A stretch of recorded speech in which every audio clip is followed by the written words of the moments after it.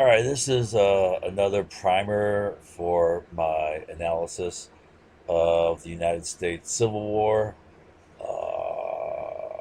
This could be practice because I'm pretty tired. I didn't get much sleep last night, so I may do a pretty ragged job of this. All right, so I may not record save this, but anyways, I'll give it a shot. Um, so just review that there is no evidence of a threat to abolish slavery by the North. Right. So the South is saying, "Oh, we got to secede because you know the North is trying to free the slaves. Lincoln's trying to free the slaves," and the North's like, "What bullshit?" Right. Right. Right. Okay. So I mean, why were they saying that? I'll get into that later. But anyways, so there's no threat to free the slaves. Right? There's no bill before Congress to free the slaves. Right. For one thing, slavery is written into our Constitution, which means to end slavery, you have to amend the Constitution of the United States. That takes a two-thirds vote in both chambers and three-fourths of the states to ratify it. Right? All right. Now, there's no bill in Congress. There's no bill in Congress. What? There's no threat. And a lot of people say, "Oh, the abolitionists, the abolitionists." Man, abolitionists were a tiny minority, right? Mostly centered in Northeast U.S. religious communities, and they didn't want war. You know, and people say, "Oh, the Civil War was fought to free the slave." Ooh, right? These guys didn't want war. The only people who were like free the slave, they didn't want war. And then people, exaggerate the impact of John Brown. Uh, I'm going to skip that. What I want to say is um, there was no political will to pass such a bill. In fact, uh, 4 years into the war, in January 31st of 1865, just before the end of the war has gone on 4 years. This is about to end. At the last hour, they passed the 13th Amendment. And when it passed, it only passed by two votes. And that's with Lincoln twisting arms.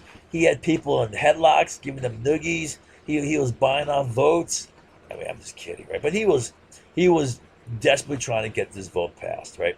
And he was buying off votes by approaching like this lame duck uh, congressman, right?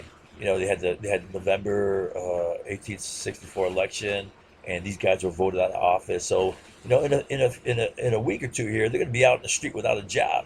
So he's like, hey, right? It's going to be hard times here in a second for you, right? Tell you what, you vote, you give me your vote, I'll give you this nice cush fat job, right? One of them I know was director of the naval base at New York, right?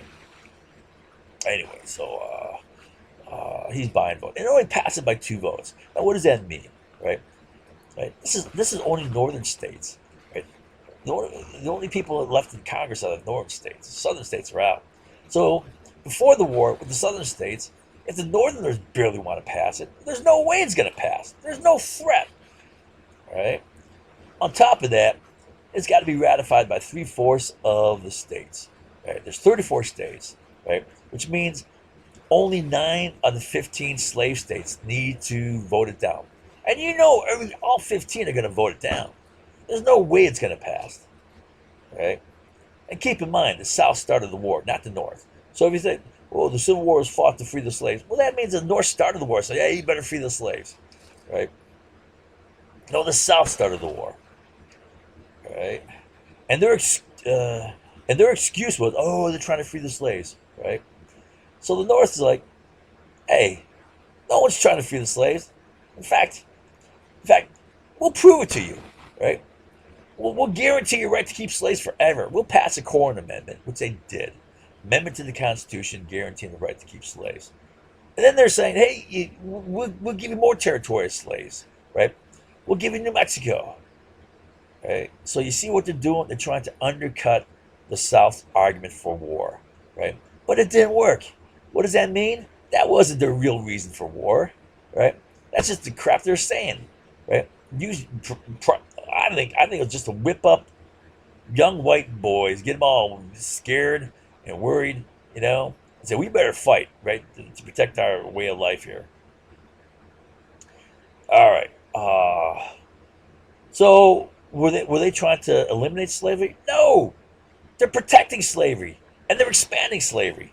Don't give me this, oh, they're trying to free the slaves, right? They're trying to avoid a war. They're fighting a war to free the slaves. They're trying to avoid a war and they're throwing the slaves under the bus. All right. All right. And then they passed the Crittenden-Johnson resolution, which said, hey, we resolved to not free the slaves with this war. We're okay. So the slaves will not be free, right? And that was see, this was passed after the war started, so it was less directed at the South, more directed at the border states, the five slave states that stayed within the Union. So okay, guys, we won't free your slaves, so don't worry, you don't have to jump ship and go to the South, right? You know, I don't think that was a likely possibility because, man, their economic fortune was in the North, right? You know, even if they're forced to like get rid of their slaves, they just suck it up, right? Because what else are they gonna do?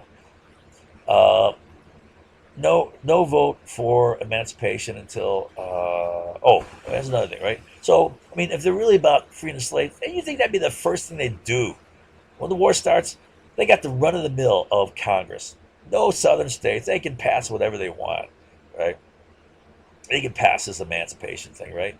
Amendment. But no, they save it for the last minute, right? What do they rush to do? They rush to get their economic agenda in.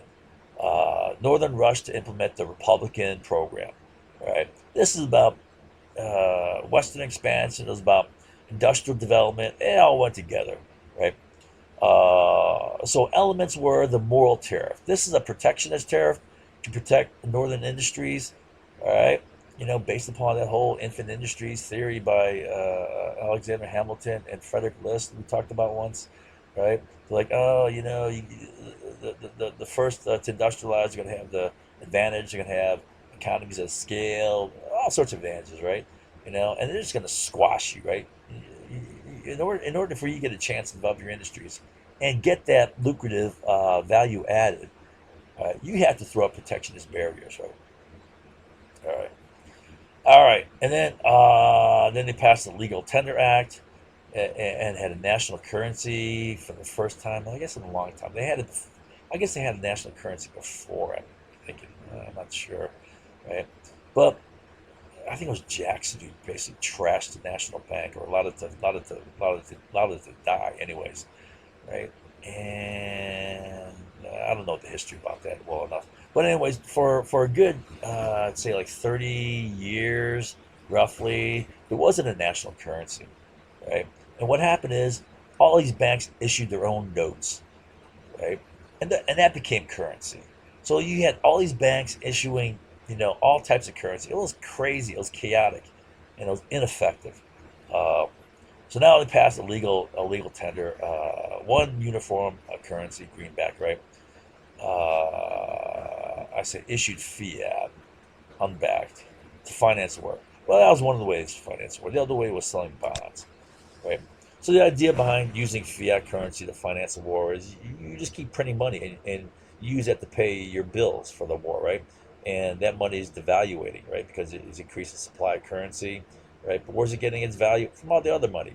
So everyone who's got money in their pockets, well, their value is being sucked away. So that's a form of taxation. Let's see here. Bonds. Bonds were the other key way. All right. And then they passed the Homestead Act. This is about this is about accessing and developing the resources of our country, right? Which is going to drive economic growth. All right. Free land. Right? Give it to people. Hey, produce on it, right? Okay.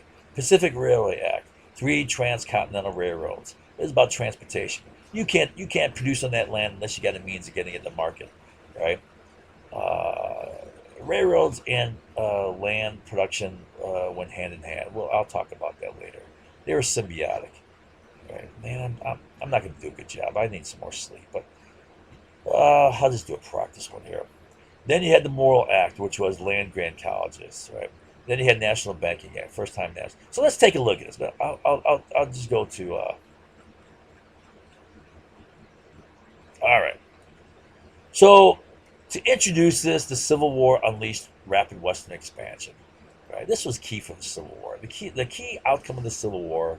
Well, you can say getting rid of slavery, okay, for right. But really, in the big picture, the key outcome was rapid Western expansion, which is rapid growth of our country, and not just territorial growth, but economic growth. All right, so before the war, Western expansion was blocked by North-South competition. The old competition for political power was a competition for statehood. They tried to keep a balance for a long time since the inception of the Constitution. For every state that went free, a state had to go slave, to maintain the balance of senators. But then it started getting whacked. California, I think Minnesota, I think Kansas, and Oregon all went free without a slave state, right? So that's shifting the balance towards the north. That's one of the factors, and it's only going to get worse because all these states want to go free, right? Only New Mexico and Oklahoma were likely to go slave. All these other territories going free, which means the South is done politically, right?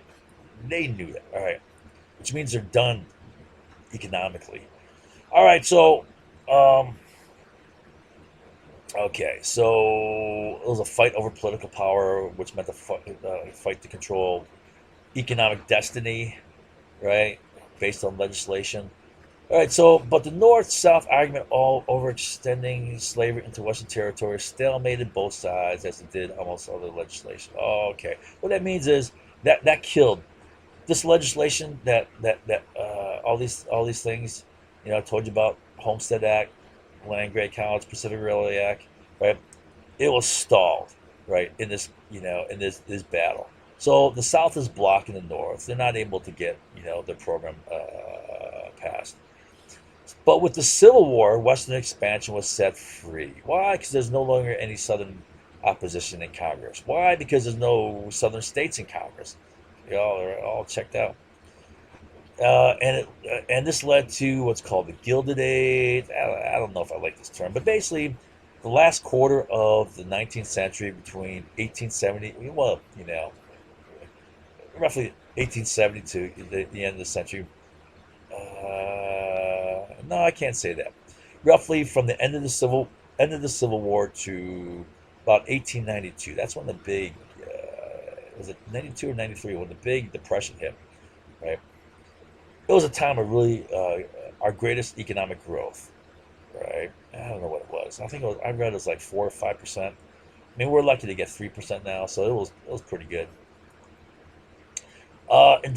Northern industrial interests wanted Western expansion to support their industrial production and growth in the same manner that the Europeans used colonial expansion to support their industrial growth, right?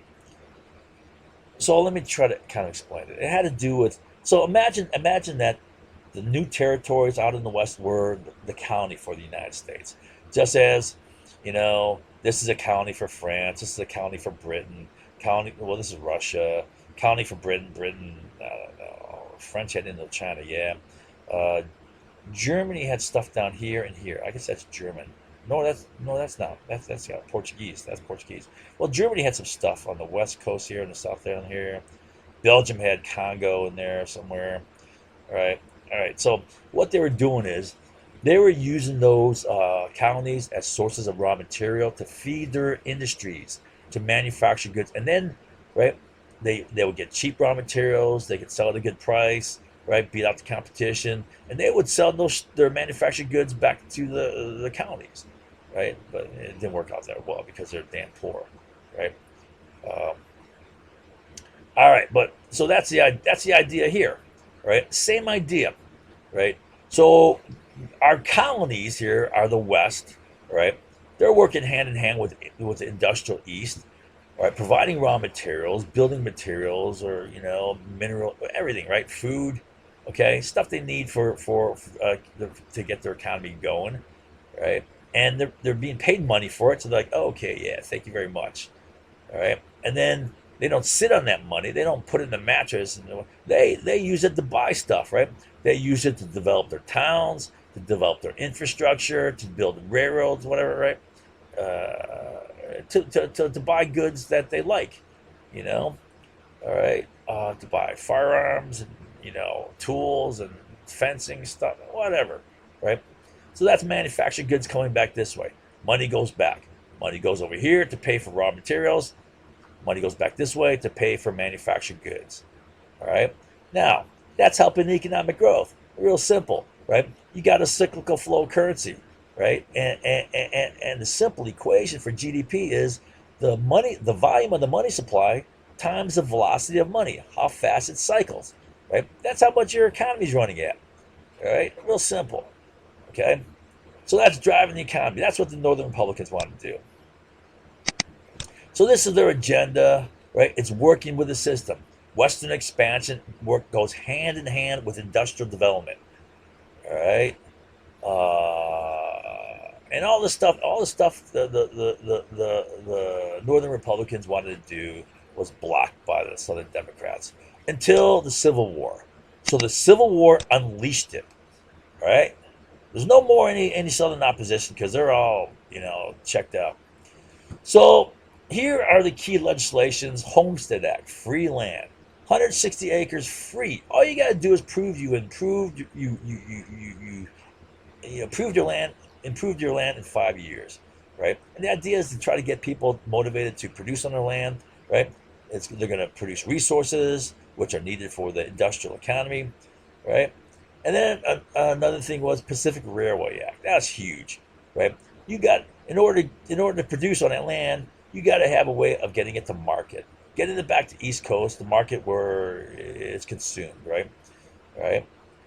And then all this is going to boost your industrial manufacturing, which is good, which is where you get your value added, right? And I say the infant industries thing. You got to protect the infant industries from like Great Britain, right? Who's far more advantaged, can just underprice you, drive you out of business. So you got to get a high tariff, right? Get a tariff in there. That was the moral tariff. And then, uh, let's see here. Well, to better develop resources, you want this land grant college to teach resource management, water, soil, whatever, right? Animal husbandry, but also to build a transportation network. You want to develop engineers who know how to build bridges, build railroad tracks, roads, and canals, and all that stuff, right? Right. And also mining. Knowledge from mining. Mining was important for gold, silver, which is currency, and minerals, right? Iron, whatever. Yeah, I don't know what else they're using back then. Tin, whatever. Um, okay, so and you want wage labor. You don't want slave labor, man. It's just going to kill your economy, right? You want people to have money for. Oh, well, look, I'll get into this. And then you want to have a national bank to help, control access to credit, to control the money supply, right? Expand the money supply as needed. They ran into a big problem once they got in the gold standard, right? Because that made money limited by the gold supply, right? You can only have so much money out there based upon how much money you have in the gold supply. Just in case there's a run in the bank, right? You have to have this in reserve, right? So that limited the money supply, and as the economy grew and exceeded right, it's causing a higher demand for money, right? Because the demand for money and the growth of the economy is exceeding the supply of money, and that caused the value to go up, which is deflationary. Because as the value of dollars go up, that means prices go down, and that had a bad effect on our economy, right? But anyway, so but a key thing is you get a national currency, right? And then you got uniform currency. You got a trusted currency, right? And I'll explain it more, but that increases the volume of transactions. If you increase the volume of transactions, you increase the volume of production. It just goes hand in hand, right? All right, so did I cover everything? I guess I covered pretty much everything here. So let's go through this. First thing I want to start this as a starting point. I want to talk about free land, right? That was huge. That's a big part of Western expansion, right? You give free land to people, These people may not have money in the bank to ever buy that land, right? But they want to make a life for themselves, right? They're going to be productive, right? Especially if you have wage labor, they can make a profit, right? So uh, you have free land. It increases opportunities for these people, right? And if they have opportunity, that increases human incentive, human motivation, energy. And you know what? This is all about tapping your resource. Now, what is your greatest resource? Is it gold? No. Is it oil? No. Your greatest resource is human resource, because that's who makes things happen. That's who has used their creative energies to design things, come up with things, right? Do things in a better way, right? They're the ones who consume things, right? So you want. I mean, this is why communism failed, right? Because it destroyed human resource. It destroyed incentive, right? Right. So what you got to do is you got to create a system that maximizes the human incentive, right? And that what does that do? That increases productivity. All right. So yeah, give them free land. Now another thing. So there's a multiple benefits to giving free land here, right? Another benefit is, well, you got all these immigrants flooding in from Europe, right? And they're being jammed into these urban areas, right? There's urban overcrowding. There's not enough housing. There's unemployment, right? The people are just what do call it? They're stewing in their anger and resentment, right? They're forming gangs. They're committing crime because they have no other means of making a living. And you got poverty. You got crime. All sorts of bad stuff, right? Well, you want to. It's like putting a overpressure steam relief valve on it, right? You tap it, right? Psh, let them go out west, right? Let them flood out of there, go out west, give them an opportunity, and let them produce, right? So that was the idea behind one of the ideas behind the homestead free land thing.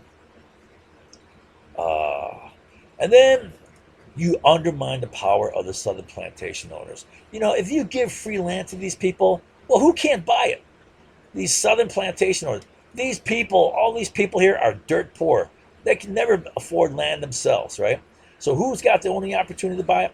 Well, these southern plantation barons, right? That's going to increase their power if they get their hands on northern land, right? Um, and then another thing is, right? Well, this is kind of unfortunate, but all right. So you can only you can only conquer and control. You can only conquer land from Indians and control it if you populate it, right? I mean, you can use military operations to kick a bunch of Indians off the land, right? But you can't stay there forever, right? And you leave. As soon as you leave, right? What do the Indians do? They just come back, right? So what you got to do is you got to populate it with farmers, right? Why farmers? Well, because it destroys grazing land, right? You're planting crops. Well, that's not what buffalo eat, deer eat, whatever, right? Right. So if you destroy grazing land, the animals move on or they die, right? And that the Indians got to move on or they die, right? I mean, that was one of the reasons why they shot all the buffalo, right? It was to weaken the Indian tribes, right? Uh, so the trades could go through my ass, right? Okay, consolidate control of land taken from Indians. Yeah, you're not going to control it unless you populate it.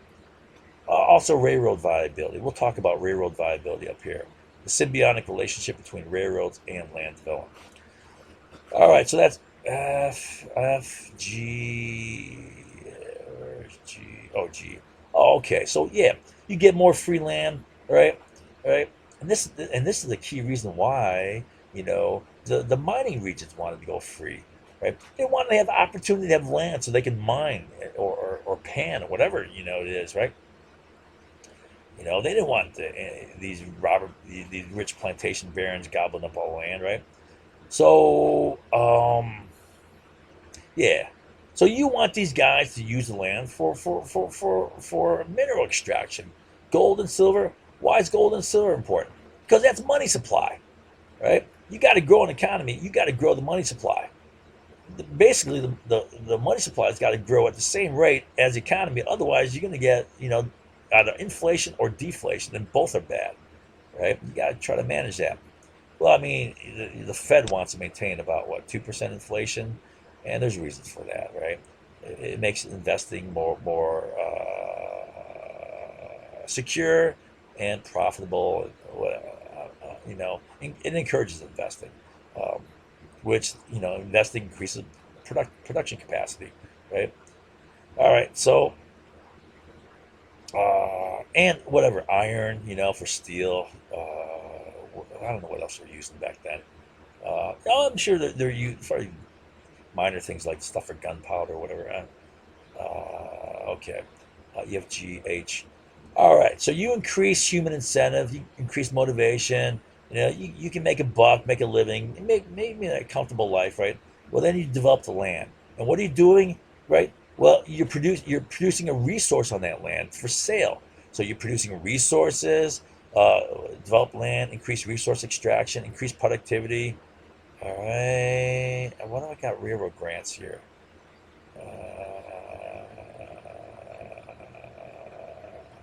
I'm going to come back to that in a second here, I think. All right, so land grant colleges. What this were these were colleges, the ag schools. I don't know, um, Texas A&M or something like that, or I don't know, Oklahoma A&M, whatever, right? And Colorado School of Mines, right? Right. The idea is you want to increase knowledge, so you increase the productivity of these laborers, right? You want to better utilize resources. You don't want to have soil erosion, water erosion, whatever. Right? You want to teach them basic engineering there for that. You want to improve animal husbandry so they're more productive as far as producing cattle. And also, you wanted to teach engineering for mines, right? For mining operations and engineering for transportation, all right? And that was the purpose of this, right? These guys are pretty foresighted, right? We gotta get productive people here, right? People who know what they're doing. And then so with this, you provide more raw material and building material for your economy, more food, more and income needed to support manufacturing, industrial society, all the raw materials, right? But you got to get that to market, right? So you need this Pacific Railroad Act, right? It provided for the building of free transcontinental railroads, right? Okay. All right, and this is all the railroad construction. This is going to be an engine for industry. All the steel required, all the timber required, and the railroad ties, right? All the steam engines, the locomotives, the cars, and on, right? And they also developed telegraphs with that. Okay. Um, train manufacturer to transport goods and people, right? So you got an industry here, transporting goods, transporting people, support commerce, right? That boosts the industry, provides jobs. But now, how railroads and land development went together is they were symbiotic. They needed each other, right? So typically, what happened is um, the government wants to encourage the development of a territory, moving out west, right? But one of the things you got to do is you got to go kill the Indians, unfortunately, right? Kill the Indians, kick them off, right? And then you give this railroad company, whatever it is, like Northern Pacific, you give them a land grant, right? And what the land grant was land on both sides of the railroad track. I mean, big. I'll show you an example. Here's the Northern Pacific Railroad, Jay Cooks Railroad, right? It's going through Montana. Montana's a big state, right? Look at all this land on both sides, right? I don't know. That's got to be 50, 70 miles maybe either side, right? Look, Northern Pacific owns about roughly between a third and a half of the whole state. And it's going to be the choicer land too, right? Uh, All right. So why did they give them all that land? Well, so they could finance the development of the railroad. So what they would do is the railroad has no money, right? So they say, okay, we got this land, right? We either sell this land, get some cash to to do our railroad development, or they use that land as collateral, right, to issue bonds. And with those bonds, they get cash, right? And they use that to develop their railroad. Now, the thing about it is, they got to count upon people buying this land, right, or or using this land, right? Because if they don't, they're not going to get freight. If they don't get freight, right, they're not going to make money to stay in business. So this land has to be developed, right, for them to stay in business. And at the same time, you can't develop this land unless you got a means of transporting your goods to market. So they depended upon each other, right? And all this depended upon getting the Indians off. You can't develop that land if the Indians are hanging out there causing problems. Right? You got to go kill the Indians, unfortunately, right? But that's how it went. All right. I mean, let me give you an example. Let's see. Okay, no. Well, here's North Dakota up here, right? When the railroad reached about halfway through North Dakota, was Indian territory. When it reached there in 1873, it was still Indian territory, right? That's when the Northern Pacific Railroad tanked, and that took down the economy, right? That crashed the economy. Um, all right, so I won't get into that now, but so you got the Pacific Railroad. I built now when you're building all these the steel, right? Which means coal, also. Um, it means mining, ore, right? And then you're making it into railroad tracks, and then you're making it into locomotive stuff, right? Right. So it's boosting industry, manufacturing, right? And then all this creates wages and increases consumption, demand for manufactured goods, right? You know, I don't know what goes into building a train, right? I mean, everything from the metal in the boiler, in the steam pistons, the wheels, all right. In the car, you have leather upholstery. I don't know. You have wood in there, finished wood, glass windows. You have grease to lubricate the wheels and so forth. I don't know. On and on and on. You got stuff, right? You manufacturing stuff. It's driving increased manufacturing consumption, right? Right. And then another thing is this: to support these trains going out there, and think about the technology back then. It wasn't electric. It wasn't diesel. You had steam trains. You had coal or wood burned, right? And then you have non-recyclable water. So the steam is blown out, right? Which means the limiting factor is not, as far as range, is not the coal, it's not the fuel, it's the water. So about every 20 miles or so, you had to have a watering station, right? But that was okay because you had to have a town to pick up, to load whatever, farm products or cattle, whatever, timber, right? So about every 20 miles or so, you had a town watering station, right? You also had a telegraph there because telegraph lines had only a certain range, really roughly around 20 miles also, right? And they had to be boosted up. And how they boosted it is they just retransmitted it. One guy gets a message and he transmits it on and passes it on, right? That's how it worked back then, early times. And then so you got these towns, right? Well, then each of these towns become a source of urban development, right? They become a source of demand. You got to buy all the things to make this town, all the hardware, a lot of stuff made in the East Coast industries, right? Glasswork, and then you got what do you got in a town like this? Think of a cowboy town in the movie, right? You got a saloon, you got a restaurant, you got a hotel there, right? What do you got in the saloon? Well, you got whiskey and I don't know beer, a lot of stuff made in the East Coast, right? Right? And then you're consuming stuff, right? Poker tables, playing cards. I don't know, whatever. And then uh, you have whatever. You got a post office. You have a dry goods store, okay? And in a dry goods store, you can get pretty much a lot of what you need: seed, grain, firearms, whatever, right? I don't know, whatever, right? Um, but but really, you can get anything you want because by when was it? 1872, Montgomery Ward's catalog opened. Now, Montgomery Ward's catalog was like the Amazon.com of the day, right? Mail order, right? So you can go into that store and get anything you want manufactured in the East Coast, from a fine wedding gown to, a chandelier, if you want, whatever, to find china ware, right? Or anything you need, okay? Tools, uh, right? So the town itself becomes a source of demand, right? And it's consuming goods manufactured on the East Coast, right? Okay, support trains. Yeah. Okay, so a lot of it is to like load on produce onto trains, and also it's a distribution point for goods, that are being marketed and sold.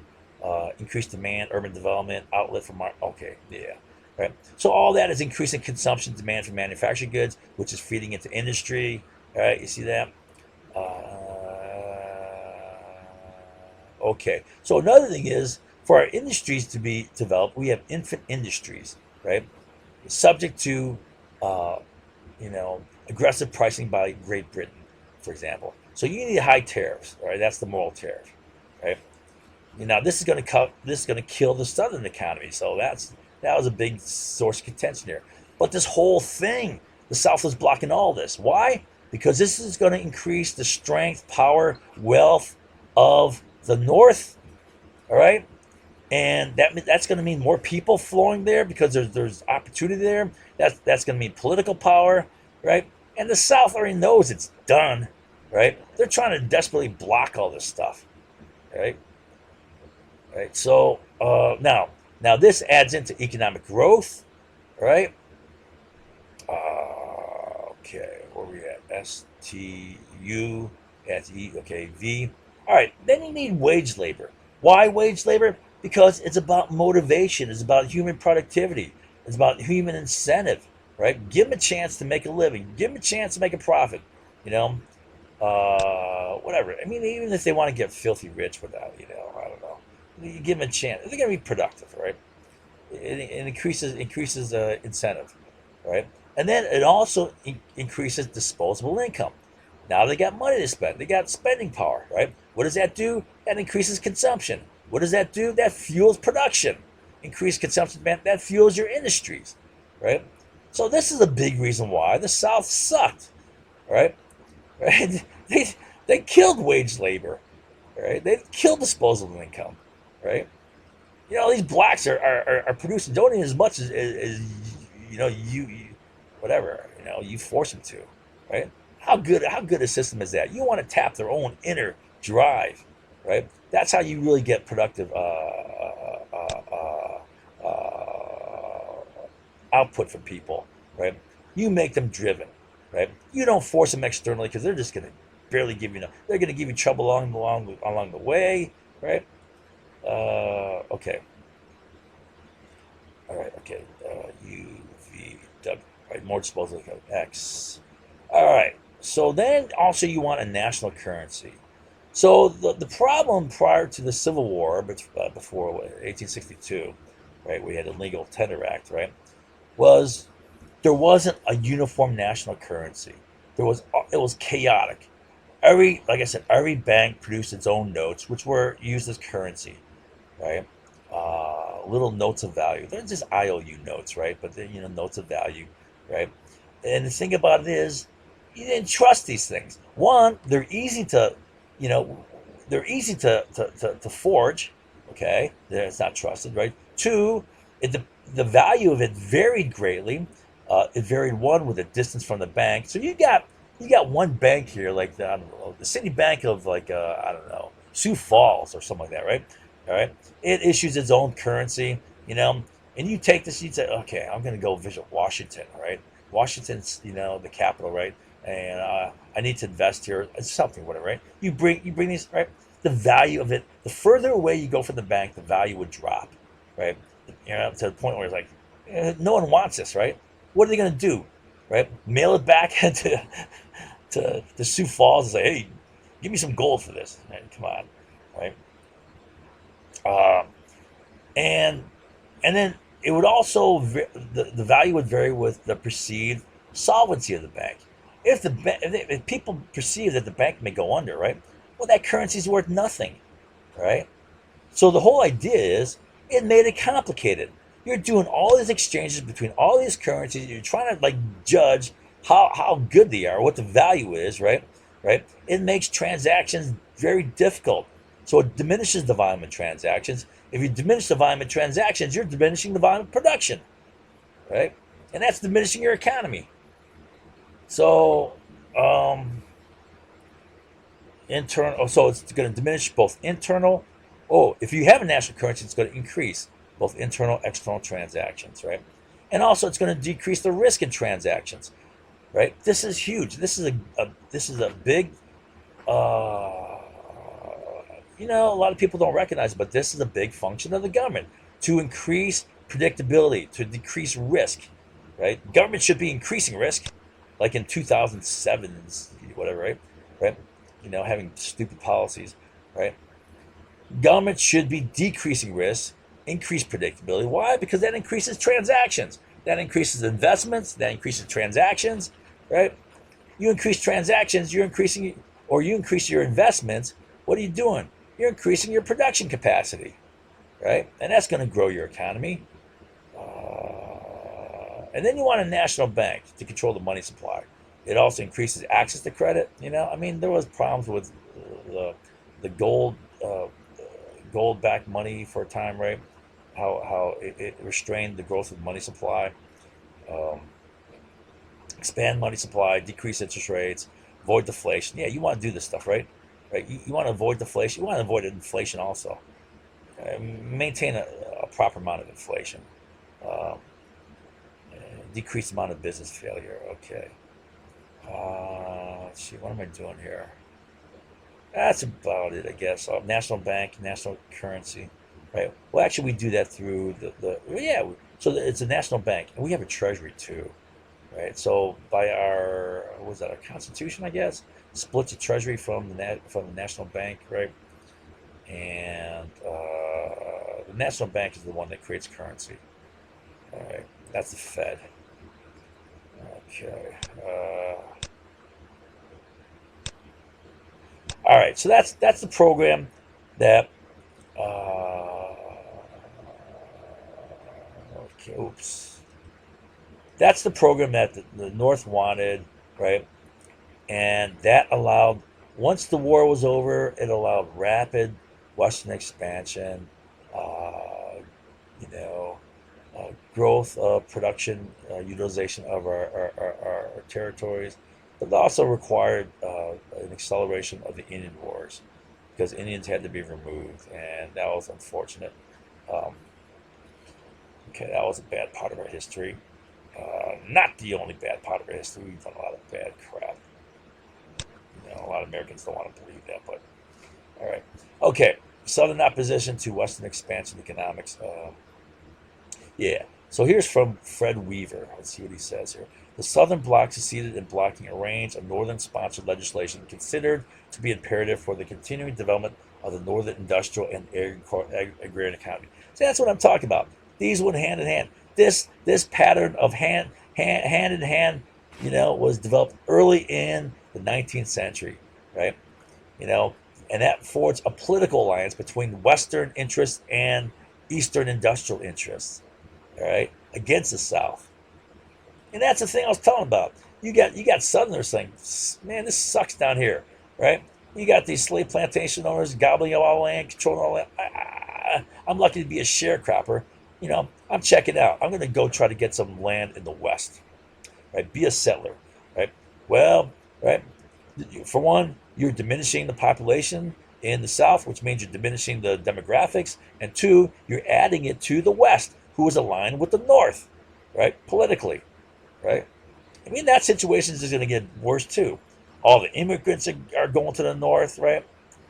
So the writing was on the wall for the Southern Democrat, right? The legislation that Congress passed without Southern participation in the Civil War was vital to the pattern and pace of Western population. That's Western expansion. He's right, right? So all this stuff I'm talking about here, man, that was huge in driving Western expansion. And that became the economic engine that drove our economy in the last quarter of a century, right? I know people are going to say, "Oh, I don't see it that way." Oh, come on, right? Oh boy. All right. Now, after the Civil War, rail expansion exploded. Oh, look at this. Okay, so rail expansion exploded from 30,000 miles in 1862, almost over 4 times that, 4.5 times bigger by 1890, to 250,000 miles in 1914, not counting mileage in rail yards. All right. Yeah, I don't know how much miles you have in rail yards. You got a lot of lines, but it's not that long. All right, Southern Opposition Development of Great Lakes. Okay, so that's another thing. So they're opposing, just like the Northern. It's all blocking Northern economic agenda. Instead of rail, it's water transportation. They're blocking this, right? All right. Okay, that's it for that. Yeah. So again, real quickly, really Western expansion was no different than what the Europeans were doing with their colonies. It was hand in hand between colonies and industrial production, right? But of course, you know, this was a better relationship, right? It was a mutual beneficial relationship. This was screw the colonies, largely. All right.